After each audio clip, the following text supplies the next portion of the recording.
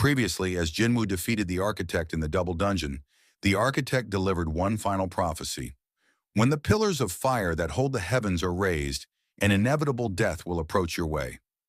Jinwoo, with a steely glint in his eyes and a cold smirk, simply responded, "As you please."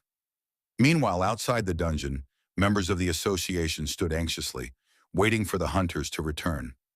It had already been over an hour since the Hunter Guild entered, and the unease grew heavier with every passing minute.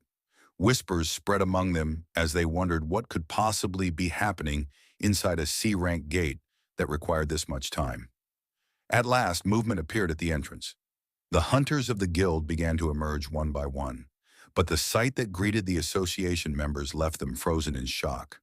The so-called elites of the Hunter Guild were in a dreadful state, battered, broken, and some never to rise again. Confusion and disbelief filled the air. The question that no one could answer lingered silently among them. What had actually happened inside a C-rank dungeon that could leave S-rank hunters in such a condition? Hunter Wu Jin-cheo quickly stepped forward, his expression grim. He turned toward the Bravery Guild members who were present and requested their assistance in moving the bodies of the fallen. Still stunned by the sight, the guild members could only nod in silence before rushing to help. Amidst the chaos, another figure emerged from the gate. Jin Woo walked out quietly, his thoughts heavy.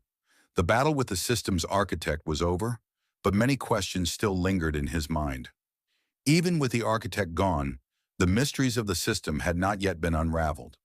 Once everyone had exited, Wu Jin-cheo approached Jin Woo. His tone was heavy as he reported that nearly 20 of the nation's top elite hunters had lost their lives inside. If the incident had turned into a full-scale dungeon break, the devastation would have been beyond imagination. Unable to contain his curiosity, Wu asked Jin Woo how he had known about the presence of a double dungeon hidden within that particular gate. In response, Jin Woo explained that the dungeon had summoned him there. A message had appeared before him, instructing him to come.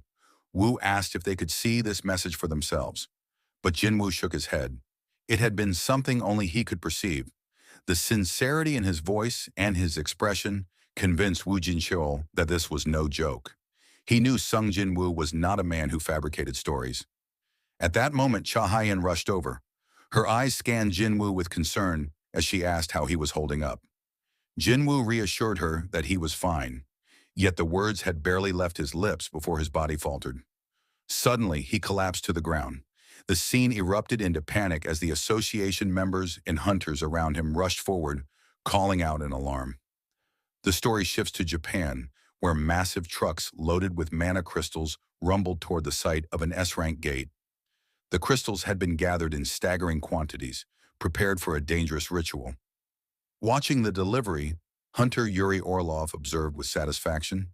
In his estimation, nearly 200,000 tons of mana crystals were being transported, more than enough to fuel the enormous magic circle he had designed. With a wave of his hand, he activated the formation, weaving a vast barrier around the gate. The structure began to draw in magic power on its own, stabilizing the area. But then Orlov's expression hardened. He sensed something. When one of the men near him asked if something was wrong, Orlov dismissed the concern, claiming the barrier was flawless. Yet he could still feel a presence nearby. Turning sharply, he called out, demanding that the unseen watcher reveal themselves. No response came. A soldier standing beside him wondered aloud what sort of person would be foolish enough to linger near a gate that could break at any moment. To this, Orlov quietly replied that he had never said it was a person. High above, on the rooftop of a nearby building, a figure stood in silence, watching. His name was Song Il-hwan. With narrowed eyes, he noted how events were progressing exactly as if they were part of a predetermined tragedy. Meanwhile, Japanese military forces began to surround the gate. Kana, one of the officials present, turned to Sugimoto with unease, asking why troops were being deployed when modern weapons were known to be useless against monsters. Sugimoto explained calmly that if Orlov's barrier failed, the soldiers would be used to stall for time until the first wave of hunters could arrive. Kana's face darkened as she realized the soldiers were nothing more than sacrificial pawns. Sugimoto, however, remained composed. He admitted that those in the association were no different, for in the end, they too stood on the front lines against calamities far greater than themselves. His gaze lingered on the gate as he muttered that humanity was about to witness just how powerless it truly was in the face of such disasters. Back at the gate, Yuri Orlov appeared confident. He believed that if things unfolded smoothly, he alone could handle the S-rank gate. He even entertained the thought of being remembered as the man who cleared an S-rank gate by himself. Yet he admitted begrudgingly, there was already someone far more fitting for such a title. With a grin, he uncorked a bottle, preparing to drink in celebration. A subordinate behind him warned that it might not be the best time. But Orlov only chuckled, declaring that he would soon put on the greatest show the man had ever seen. He downed the alcohol in one go, calming his nerves. He then turned and asked how many S-rank hunters were on standby for the operation. The answer came quickly, 15. His next question was why the United States had not sent reinforcements. The man reported grim news. An S-rank gate had appeared on the eastern coast of Maryland, while other gates had also emerged in England and India. As the two spoke, the situation worsened. The barrier trembled, and the massive gate before them began to crack, signaling the start of a break. At the same time, far away in Korea, Jin Woo slowly opened his eyes. He awoke in a hospital bed, disoriented, and sat upright. By his side sat Jin Ho, who had been faithfully waiting for him to wake. Jinwoo asked what had happened. At the sound of his voice, Jin Ho broke into tears, telling him that he had been unconscious for 3 long days. Without wasting a moment, Jinwoo's thoughts turned immediately to Japan. He asked about the situation at the S-rank gate. The scene shifts to the day of the dungeon break. From the massive gate, colossal figures began to emerge. Giants, monsters so powerful that under normal circumstances a single one of them would serve as the final boss of an A-rank dungeon. But here, there were many. Confident in his preparations, Hunter Yuri Orlov activated his barrier, drawing upon the massive supply of mana crystals. The giants crashed against the shimmering wall of magic, but the barrier held firm. Orlov grinned, convinced that creatures from mere A-rank gates stood no chance against his magic. But his confidence quickly turned to horror. From within the gate, a giant far larger than the others stepped forward, its weapon gleaming in the light. With a single swing, the monster cleaved through the supposedly unbreakable barrier as though it were nothing but glass. The story then returns to the present.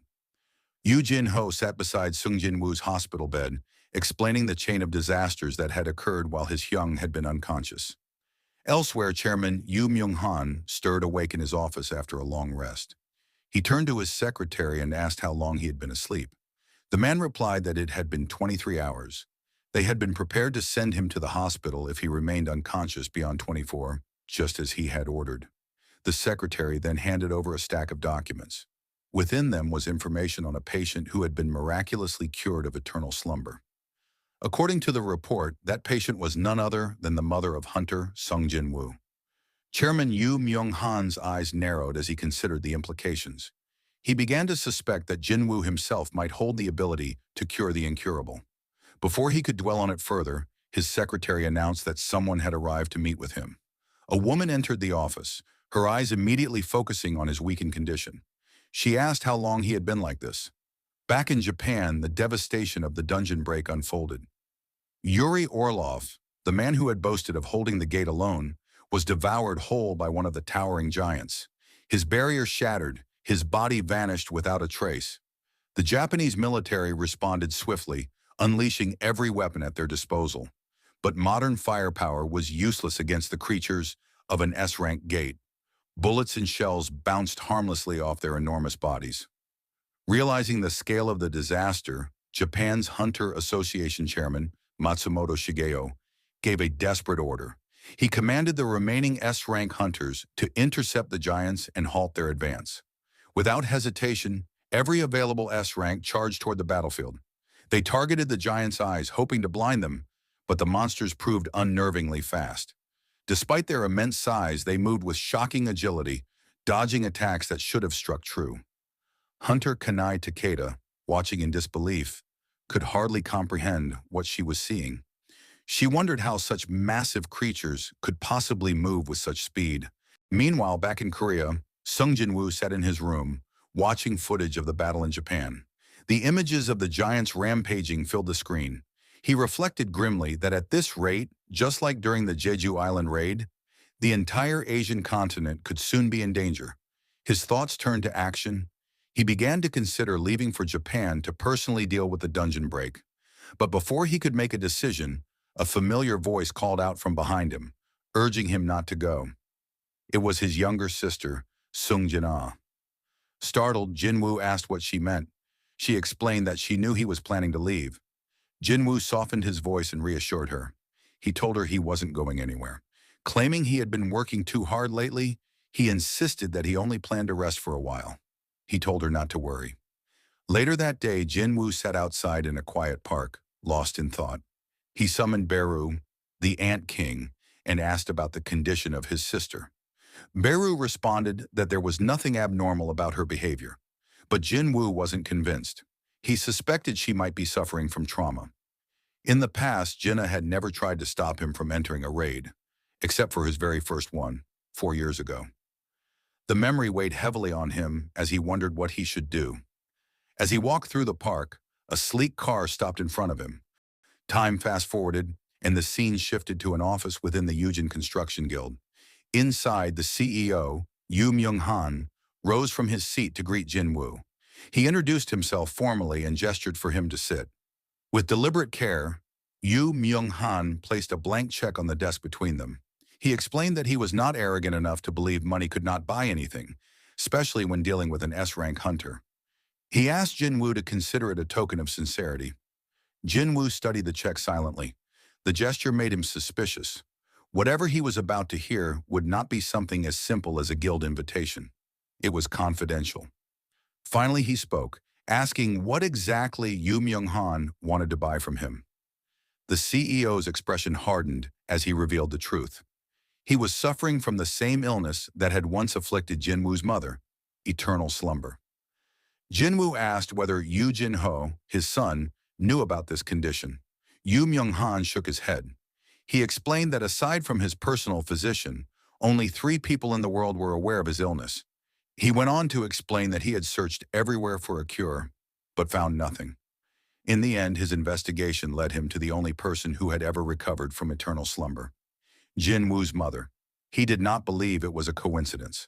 With desperation in his voice, he asked Jinwoo to help him, vowing that he would never forget the kindness if his life was spared. As Jinwoo listened, his mind drifted back to his sister. He wondered if perhaps she too might one day need a potion. Not for a disease, but for the trauma she carried within her heart. The scene shifts to Japan. Reporters fly above the devastated city, documenting the aftermath of the massive dungeon break. From their helicopters, they capture the destruction below. One reporter wonders aloud what would happen if the giants decided to target them. Another reassures that they're safe, as long as they maintain their distance. Researchers had already confirmed this behavior. It was considered reliable. Giants wouldn't strike unless provoked. The cameras zoom in on the colossal leader among the monsters. Unlike the others, this massive giant stood directly in front of the gate, guarding it closely. Some speculated it was waiting for something, or perhaps someone. In the past 2 days, only 2 of the 30 giants had been defeated. At this pace, if the rampage continued, the entire world would soon be at risk. Back in Korea, inside the Ajin Guild office, Yu Jin-ho sits in shock after hearing Sung Jinwoo's plan. Jinwoo intends to head to Japan. Jin-ho quickly protests. He reminds Jinwoo that this wasn't like Jeju Island. The monsters in Japan were far more dangerous, far larger than anything they had faced before. But Jinwoo responds calmly. If he succeeds in Japan, the name of the Ajin Guild would spread worldwide. Still, he notices that Jin-ho, who had always trusted him without hesitation, is worried this time. Eventually, Jin-ho agrees to let him go, but on one condition: they go together. He then points out something he'd been thinking about: the Red Gate, the Jeju Island raid, and the recent double dungeon. Every time something dangerous happened, Jin-ho had not been involved. He admits with some embarrassment that the only thing he could proudly claim was staying by Jinwoo's side. It's strange, Jin-ho reflects, but you're my only source of pride. Jinwoo can't help but smile. He jokes that such words don't sound like something a millionaire's son would say. Jinho replies firmly, if it's safe for Jin Woo, then it'll be safe for him too. At that, Jin Woo pretends to reconsider. Rising from his seat, he says casually that he was only joking. Why would he go to Japan right now? He tells Jinho to head home. But deep down, as he walks away, Jin Woo recalls the architect from the double dungeon, an enemy who might have been on his level. If beings like that exist, then there are still countless others stronger than him in this vast world. Later, Jin Woo arrives home and is warmly greeted by his mother. During dinner, he asks about Jinna. His mother explains that Jinna said she wasn't hungry. As he eats, Jin Woo's thoughts drift to Yu Myung-han, Jinho's father, the powerful head of the Yu family. The man had claimed to suffer from the incurable, eternal slumber. Jin Woo doesn't truly know what kind of person he is, or whether his condition is genuine. The remaining holy water of life is limited. He has to be careful about how he uses it. After finishing his meal, Jin Woo tells his mother he'll be heading out again. He knows there are beings stronger than him out there, and if he wants to reach that level, he must continue to fight on the battlefield. Before leaving, he enters Jinna's room. Sitting beside her, he hesitates, wondering where to start.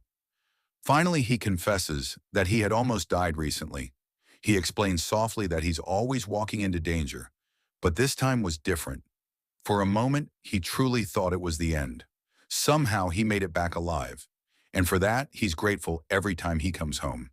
He pats her head gently and promises her he will return safely this time as well. He thanks her for stopping him earlier when he tried to leave. With tears welling in her eyes, Jinna whispers that he would have left anyway. Jin Woo smiles faintly. Perhaps, but he reassures her once more. He will always come back. Time fast forwards to a press conference held by Chairman Go Gun-hee. Before the gathered media, he addresses the terrifying dungeon break in Japan. At the same time, Jin Woo has already made his decision. He will go there himself and deal with the S-rank gate. At the airport, as Jin Woo prepares to depart, he notices Yu Jin-ho among the crowd. Despite being told not to follow, Jin-ho had managed to come along anyway. Realizing he won't back down, Jin Woo sighs and reluctantly allows it. Together, the two prepare to board the plane bound for Japan. The story shifts to Japan once again. Chaos consumes the streets. The military desperately tries to evacuate civilians, shoving them onto trucks. A soldier shouts that there's only space for a few more people, 3 or 4 at most. The civilians hesitate, worrying about others left behind. The soldier urges them to stop wasting time. The giants are approaching, and if they stay, they'll all die. He tells them to find shelter quickly, but when he looks up, his eyes widen in terror. The giants have already found them. The soldiers unleash a hail of bullets, but their weapons are useless. One of the towering monsters stretches out its hand toward the survivors. Just as it's about to crush them, a massive trident pierces through its chest, sending the giant flying across several blocks before crashing lifeless into the rubble. The soldiers stare in disbelief. Who could have done this? Then they notice another monster-like figure. This one is protecting them. From the smoke, another figure steps forward, a lone man. He warns them to evacuate immediately. The area is no longer safe. That man is Sung Jin Woo. At that moment, debris from a collapsing building begins falling toward the civilians. Yu Jin-ho rushes forward, raising his massive shield just in time to protect them. He declares that he will stay behind and help the survivors escape. Hearing that, Jin Woo prepares to take out all the monsters in the area. Alongside Jima, he charges at the creatures. The giants are no match for Jima's strength, and it takes out multiple enemies with ease. Seeing this, Jin Woo then leaps forward himself. With a single strike of his dagger, he cleaves a giant cleanly in two. The story shifts across the ocean to the United States, inside the Scavenger Guild headquarters. Several hunters gather, gossiping about Sung Jin Woo's bold actions in Japan. One hunter remarks that Lady Selner, the American Awakened Enhancer, had not boosted Jin Woo's power. Another scoffs, saying that even with a reawakening, every hunter has limits, and Jin Woo would eventually die if he kept throwing himself into such battles. Their idle chatter soon turns into a cruel game, as they begin betting on how long Jin Woo might last in the raid against the giants. But their laughter suddenly stops when a powerful voice interrupts from behind. It is none other than Thomas Andre. the guildmaster of the Scavenger Guild and one of the world's strongest hunters. Thomas declares that he would bet the entire guild headquarters itself that Jin Woo would survive. His words silence the room. Then with a cold glare, he warns the hunters to worry less about mocking others and more about themselves. A dungeon break in an American S-rank gate was only a day away, and he doubts many of them will even survive that battle. Looking out of the window with a grin, Thomas mutters that while Japan might have been entertaining, tomorrow's events in their own land would bring a different kind of spectacle. The scene then returns to Japan, where news outlets broadcast live footage of the battlefield. The chaos of the giant invasion fills every screen. Viewers watch as one of the monsters screams in agony, its flesh ripped apart as Ant King Baru's minions swarm and devour it alive. Elsewhere, a small girl runs through the ruins, desperately fleeing from a pursuing giant. Just as its massive hand is about to seize her, a figure clad in black armor appears like a shadow. It is Igris. With one swift strike, Igris slices off the monster's hand, saving the child. The giant bellows in pain, but before it can react, another shadow soldier charges forward. Iron slams into its skull with devastating force, crushing it into the earth. Standing triumphantly atop the corpse, Iron beats his chest proudly. Igris, watching his comrades' antics, lets out a subtle sigh, as if mildly exasperated by Iron's excitement. From a distance, Jin Woo observes his soldiers at work. Watching Iron, he notes to himself that the knight seems more spirited after his upgrade. Still, Jin Woo is relieved. His army is performing well. As he monitors the battlefield, a Japanese soldier cautiously approaches and expresses his gratitude. Not understanding the language, Jin Woo simply responds with a thumbs up, calling the man a brave soldier before signaling to Jin Ho. He orders Jin Ho to assist with the evacuation of survivors. With the civilians gone, Jin Woo turns his attention to the corpse of the fallen giant. Extending his hand, he channels shadow extraction, pulling its soul into his growing army of darkness. Meanwhile, at the Japanese Hunter Association headquarters, officials rush to inform Chairman Matsumoto Shigeo that their forces are gradually regaining control of the city thanks to Jin Woo. Hearing this, Matsumoto leans back in his chair, deep in thought. He reflects that perhaps Goto Ryuji, who once clashed with Jin Woo, had not been wrong after all. The memory of Jin Woo's piercing eyes at the airport resurfaces. Matsumoto had encountered countless hunters before, but Sung Jin Woo's presence was on another level, untouchable, unmatched. He recalls their meeting upon Jin Woo's arrival in Japan. At that time, Matsumoto explained the dire situation. The giants were advancing toward Osaka, and he requested that Jin Woo defend the city. Matsumoto had believed that no matter how strong Jin Woo was, one man alone could not possibly defeat every giant in Japan. While Jin Woo held the line, Matsumoto had planned to negotiate for international reinforcements. But Jin Woo's reply had stunned him. Rather than agreeing to the defensive plan, Jin Woo boldly declared that he would hunt down every single giant by himself. The narration returns to the present, where Jin Woo stands before his new shadow soldiers. He considers giving them names, but instead decides to keep things simple by numbering them 1 through 5. Just as he finishes, Baru materializes before him, reporting that another enemy has been eliminated. Jin Woo calmly names this new soldier number 6. Turning back to Jin Ho, he tells his loyal companion to rest for now. Internally, Jin Woo reflects that while things have been progressing smoothly, this is only the beginning. Across Japan, his shadow army spreads like wildfire. The soldiers are unstoppable, tearing through giant after giant. Their regenerative ability allows them to rise again, even after being defeated, making them an immortal force of destruction. However, the aftermath of the S-rank dungeon break has created further problems. Smaller rifts have opened throughout the country, releasing hordes of lesser monsters. As a result, the Japanese Association struggles to balance simultaneous evacuation efforts and suppression operations, barely keeping the chaos under control. 7 days later, Sung Jin Woo and Yu Jin Ho were still scouring the ruined city, searching for any remaining survivors and exterminating the last remnants of the giants. Eventually, their search brought them to the massive leader of the giants, stationed directly before the S-rank gate. Taking in the devastation around them, Jin Ho sighed in dismay. To him, it felt as if everything had been completely ruined. Just then, a familiar voice called out. It was Hoshino Hankawa, the Japanese interpreter who had once traveled to Korea alongside Goto Ryuji. Jinwoo immediately asked her about the whereabouts of the other hunters. Hankawa explained that she was the only one left in Tokyo. The rest had either perished or scattered in the chaos. She added that the giants had spread across the country, but thanks to Jin Woo, the majority had already been annihilated. Now the few that remained were being hunted down by other awakened hunters in Jin Woo's shadow soldiers. Hearing this, Jin Woo concluded that only one remained, the colossal giant standing guard before the gate. As he surveyed the ruined city, a haunting thought entered his mind. The destruction before him reminded him of the demon castle. Could that endless wasteland have been a model?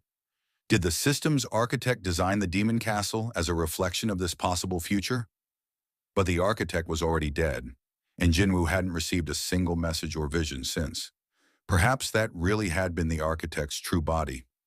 Regardless, Jinwoo resolved not to allow this future to come to pass.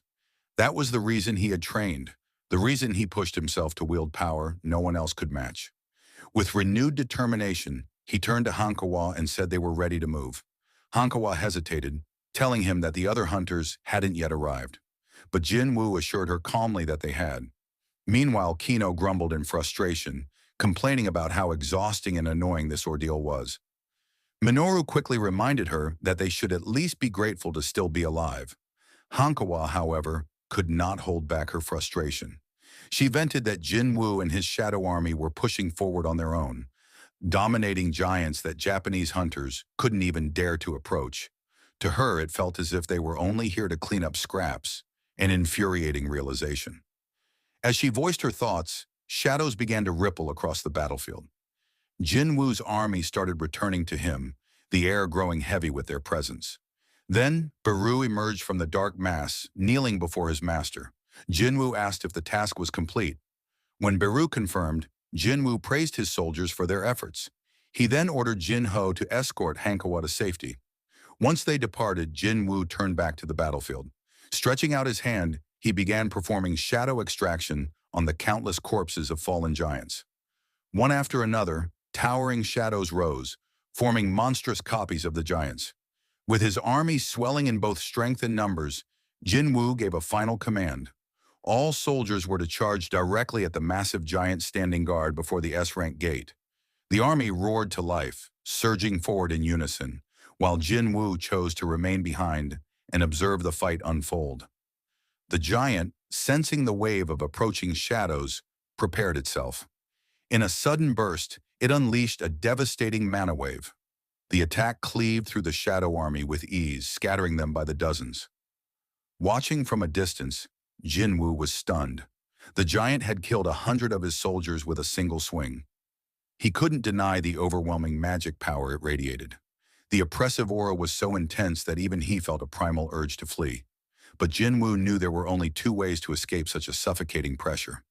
Either run away and forget it, or completely destroy the source. Despite being vastly outnumbered, the giant refused to falter. The shadows were unable to close the distance, and even when they launched mana-based attacks, the creature remained unharmed. At one point, it casually caught a fireball in its bare hand, before tearing through more of Jin Woo's summoned giants. When insect-type shadows swarmed at its feet, the giant simply crushed them underfoot without effort. Baru, enraged by the sight, stepped forward, prepared to leap into battle. But Jin Woo raised a hand and stopped him. It wasn't time yet. For now, he had to keep pressing forward until he discovered the creature's weakness. His mana reserves were still plentiful, allowing him to continually regenerate his fallen soldiers. Yet even with relentless assaults, the giant's body showed no visible damage. It was then that Jin Woo realized the truth. The giant's immense mana was acting like armor, wrapping around its body and shielding it from all physical blows. But he also remembered something. Earlier, the creature had flinched and instinctively blocked when a fireball nearly struck its face. That small reaction gave him the clue he needed. Without hesitation, Jin Woo summoned Kaizel, along with his strongest shadow generals, Baru and Igris. Baru immediately sprang forward, his wings blurring with incredible speed as he aimed straight for the giant's eye. But the creature moved at the last moment, narrowly dodging the lethal strike. Meanwhile, Igris, mounted on Kaisel, swoops down from above and unleashes lightning magic. A powerful beam shoots toward the giant's face, but the creature twists at the last moment, narrowly avoiding the strike. From the ground, Jin Woo observes the exchange and quickly deduces the truth. The giant's weak point lies in its face. Its mana is concentrated on protecting its lower body, leaving its head vulnerable. The creature retaliates with a crushing blow that sends Kaisel spiraling out of control, forcing the wyvern out of the fight. Just as the giant begins to press its advantage, it suddenly notices Igris charging head-on toward its face. The giant instinctively raises its hand, blocking Igris's attack. But that brief distraction is all Jinwoo needs. In a flash, he closes the distance and strikes, landing a devastating blow that tears into the giant's flesh. The creature lets out a thunderous scream of pain. Before it can recover, Baru dives in with relentless ferocity, keeping the giant's attention locked on him. This gives Jinwoo the perfect opening to prepare his next move. Summoning every dagger in his arsenal, Jinwoo channels his strength through Ruler's authority. The blades float around him, then surge forward in unison, raining down on the giant's face with lethal precision. From a distance, Jinho and Hankawa watch the battle in stunned silence. Hankawa mutters in disbelief, realizing that this no longer resembles a fight between hunters and monsters. Instead, it looks like a clash between monsters themselves. Back in the fray, Jinwoo channels his power into a violent slash, ripping straight through one of the giant's eyes. The creature bellows in agony, clutching its face. At that moment, Jinwoo signals to Baru. Without hesitation, the insectoid monarch darts forward, slipping into the creature's skull through the gaping eye socket. As Baru tears it apart from within, Jinwoo continues his assault from the outside, unleashing blow after blow. The giant convulses, blood spewing from its mouth as its body falters. With one final shudder, it collapses to the ground, its massive form shaking the battlefield. And then, the familiar system notification appears before Jinwoo's eyes. You have defeated the enemy. The episode ends here. Thank you so much for watching. I really appreciate it. If you're not subscribed yet, please consider subscribing. Thanks again for your support, and I'll see you next time.